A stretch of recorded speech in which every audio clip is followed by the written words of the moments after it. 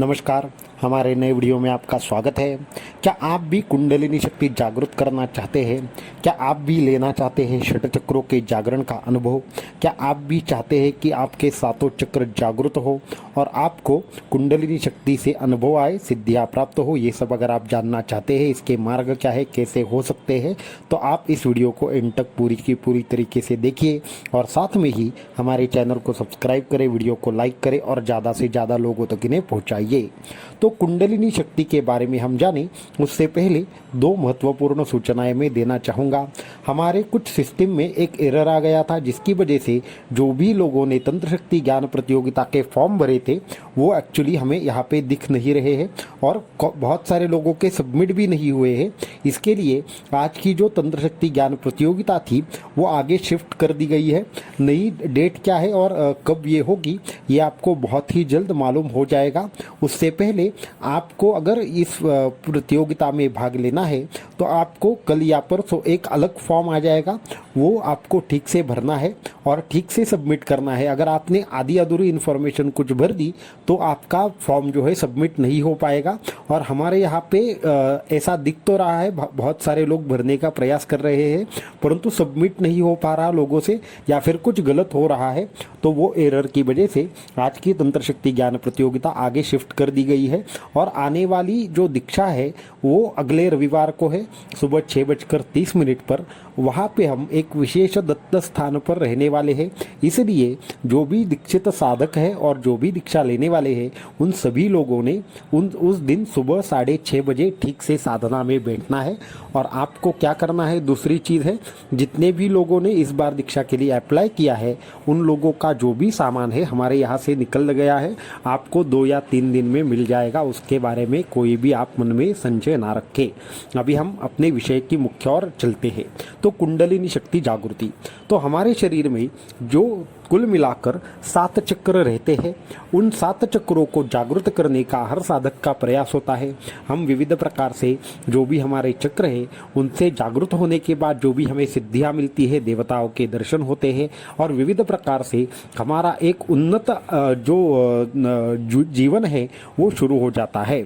तो ऐसे ख्याल में क्या ऐसे जो मार्ग है जिनके माध्यम से हम कुंडलिनी शक्ति जागृत कर सकते हैं, ऐसी कौन सी चीज़ें हैं जिनको करने से हमें कुंडलिनी शक्ति जागरण का अनुभव आ सकता है और हमारी सारे के सारे जो चक्र है वो जागृत हो जाते हैं। तो उसमें एक बात मैं क्लियर करना चाहूँगा कि जो सहस्त्रार चक्र है उसे जागृत करने की आवश्यकता नहीं पड़ती, वो पहले से ही जागृत रहता है। इसीलिए हम बहुत सारे वीडियो में 6 चक्र के बारे में बोलते हैं या षट चक्र विज्ञान के बारे में बोलते हैं। 7वां जो चक्र रहता है सहस्त्रार चक्र, वो अलग ही लेवल पे आता है। इसके लिए उसके बारे में हम बहुत कम चर्चा करते हैं, कभी उसके बारे में विस्तार से हम बताएंगे। तो हमारी जो कुंडलिनी शक्ति है उसको जागृत करने की 4 या 5 माध्यम हमारे शास्त्रों ने कहे हैं। तो उन 5 या 6 माध्यमों के बारे में इस वीडियो में मैं बात करना चाहूँगा।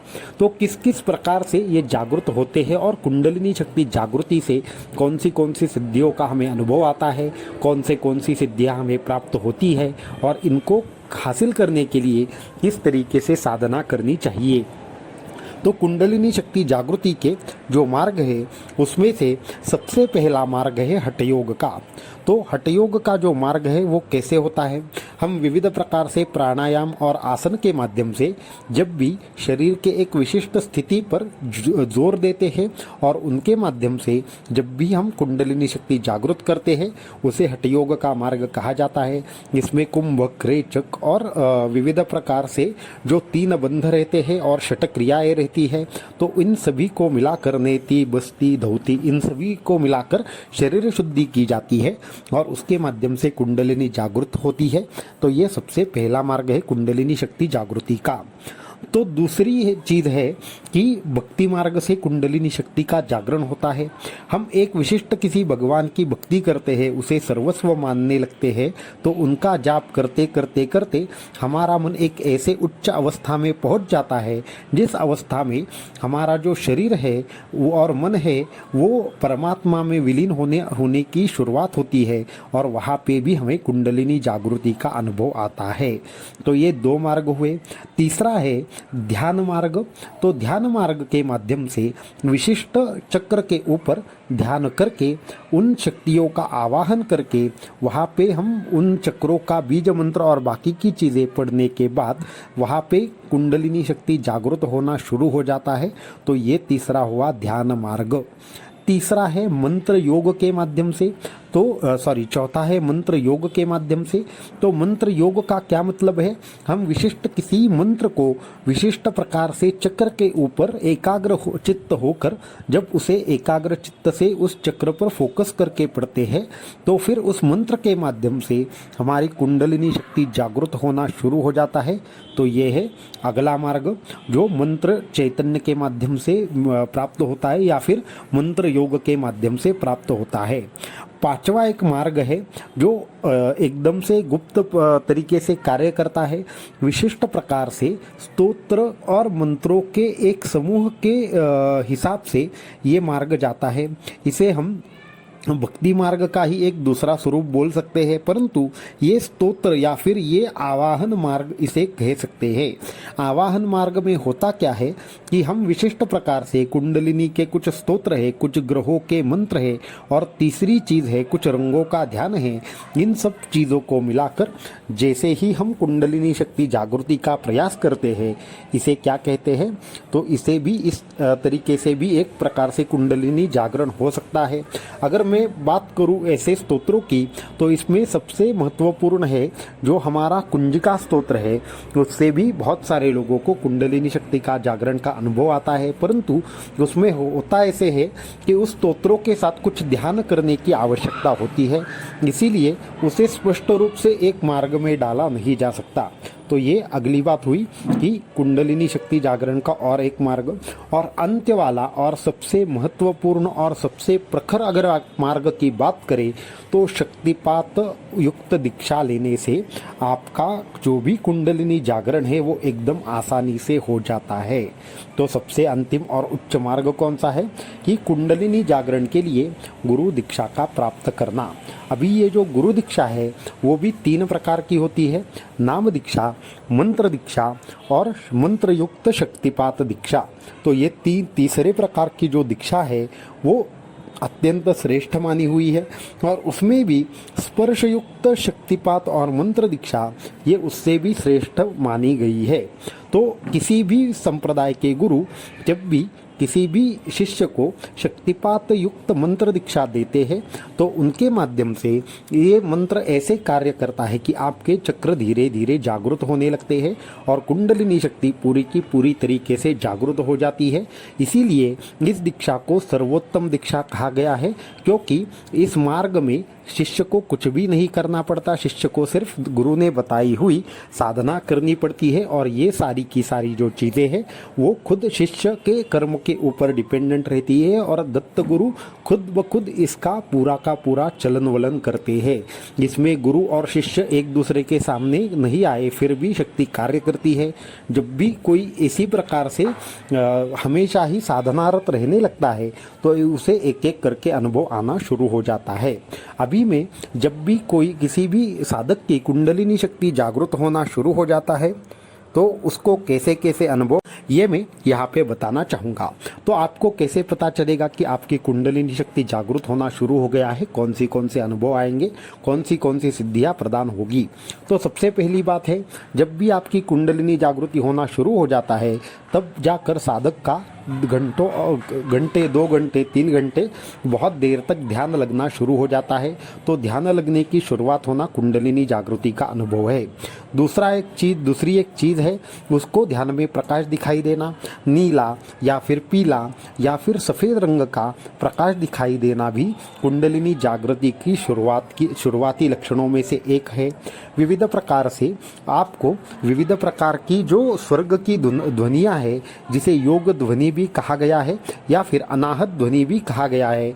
उस अनाहत ध्वनि का सुनाई देना भी एक प्रकार से कुंडलिनी शक्ति जागरण का लक्षण है।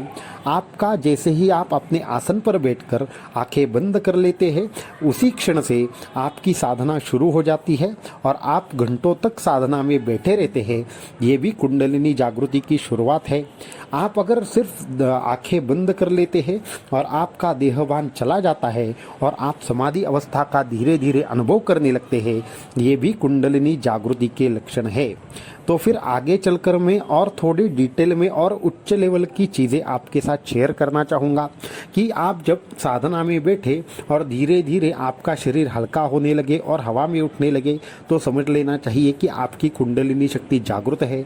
आप जब मंत्र करके उठ जाए तो जैसे ही ज़मीन पर पैर रखते हैं, अचानक से किसी चीज़ को छूने की वजह से अगर आपके यहाँ से स्पार्क निकलने लगे, शरीर के आजू बाजू में एक बहुत बड़ा इलेक्ट्रोमैग्नेटिक फोर्स तैयार होने लगे, तो समझ लेना चाहिए कि आपकी कुंडलिनी शक्ति जागृत है। आपके जो भी इष्ट देवता है वो हमेशा ही आपके भ्रूमध्य में आपको दिखाई देते हो, आपसे बात करते हो, आपके प्रश्नों के जवाब देते हो, तो समझ लेना चाहिए आपकी कुंडलिनी शक्ति जागृत है। उससे बढ़कर थोड़े और कुछ लेवल के मैं अनुभव आपके साथ शेयर करना चाहूँगा कि जिन लक्षणों के माध्यम से आपको यह पता चलेगा कि आपकी कुंडलिनी शक्ति जागृत है, तो वो कुछ इस प्रकार है। जब भी आप साधना में बैठे हो और आपको आगे क्या होगा ये दिखाई देने लगे, कल क्या होगा, परसों क्या होगा, कोई आपसे मिलने आ रहा है, ये सब चीज़ें आपको जैसे जैसे मालूम होने पड़नी शुरू हो जाए, तो समझ लेना चाहिए कि आपके कुछ चक्र जागृत हो चुके हैं। आपको अचानक से भूत प्रेत पिशाच दिखने लगे या फिर आपको कुछ हद तक देवताओं के भी दर्शन होने लगे, ऐसी चीज़ें जो सामान्य इंसान को नहीं दिखती वो दिखना शुरू हो जाए, तो समझ लेना चाहिए आपकी कुंडलिनी जागृत है। आगे चल के आपके पूरे शरीर में विविध प्रकार से अद्भुत ऐसी गंध आने लगे, आपके शरीर से चंदन की गंध आ रही हो या फिर बाकी के चीज़ों की गंध आ रही हो, जो अद्भुत और दिव्य गंध है वो अगर आपके शरीर से आ रही है, तो समझ लेना चाहिए आपकी कुंडलिनी शक्ति जागृत है। इससे भी आगे बढ़कर मैं बताना चाहूँगा कि सिर्फ संकल्प मात्र से आपके कार्य हो रहे हैं, आपको भगवान किसी न किसी रूप में सहायभूत हो रहे हैं, ऐसा आपको अनुभव आ रहा है, तो आपको समझ लेना चाहिए कुंडलिनी शक्ति आपकी जागृत है। इसके बढ़कर आपको परकाया प्रवेश का या फिर विविध प्रकार से किसी भी वस्तु की इच्छा करने मात्र से वह वस्तु सामने आ जाना, सामने प्रकट हो जाना, थोड़ी सी वस्तु हो लेकिन वो हज़ारों लोगों को उस चीज़ का लाभ मिलना, तो ये भी एक प्रकार से आपको कुंडलिनी शक्ति के जागृति का ही अनुभव है। आगे चलकर जिस भी मंत्र को आप पढ़े उस मंत्र को तुरंत सिद्ध कर देना, सभी यंत्र मंत्रों को सिद्ध करना, ये भी एक कुंडलिनी शक्ति का जागरण का ही अनुभव है।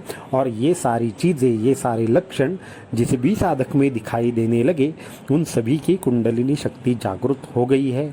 अगर आपकी पिछले साधना से किसी भी प्रकार से कुंडलिनी शक्ति जागृत होना शुरू हो गया है, तो आपको शक्तिपात दीक्षा या फिर मंत्र दीक्षा कहीं से भी लेनी चाहिए।